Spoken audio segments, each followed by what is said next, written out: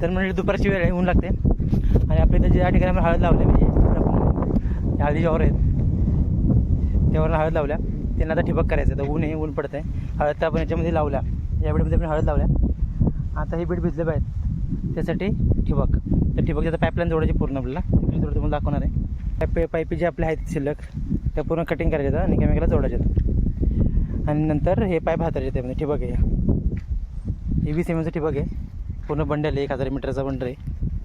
आपली जुनी पाईपलाईन आहे ती आम्ही ॲडजस्ट करतो आहे. आता एल्बो काढायचं चाललं आहे. असं गरम करायचं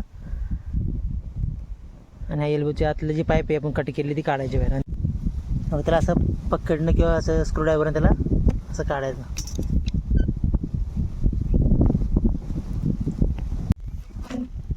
बघा ते मधलं निघालं पाईप. आता हे जे बेंड झाले ना त्याला परत गरम करायचं आणि पाईपने त्याला परत गोल सरळ करायचं. मग हा असं झाला बघा बेंड,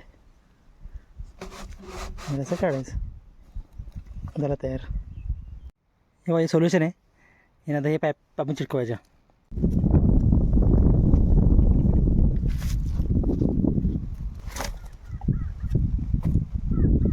ठिबकची पाईप आहे, ठिबक इंजन, ज्यामध्ये पाणी पडतं ठिबक.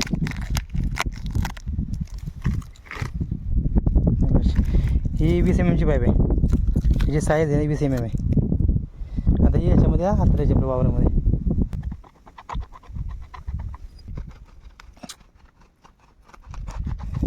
आपण हा होल पाडला आहे, त्याला हा रबर लावायचा, असं रबर. हा जे नळ आहे तर याच्यामध्ये असं पॅक करायचं आणि याच्यामध्ये ठिबकची पाईप येते त्याला जोडायची.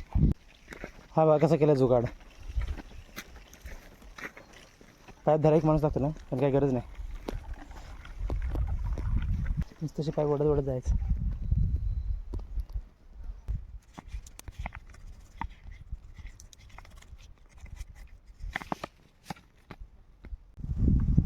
बघा अशा प्रकारे पाईप हातरले, प्रत्येक बेडला एक.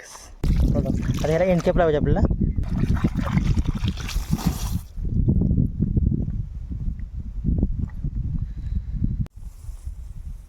हे असं पाणी बरोबर ज्या ठिकाणी ड्रीप आहे, ड्रीपमध्ये असं 1-1 फुटावरती असं बरोबर इथं ते बरोबर पाणी जाते. काय प्रत्येक ठिकाणी पडते बरोबर, एकसारखं पडतं बघा पाणी.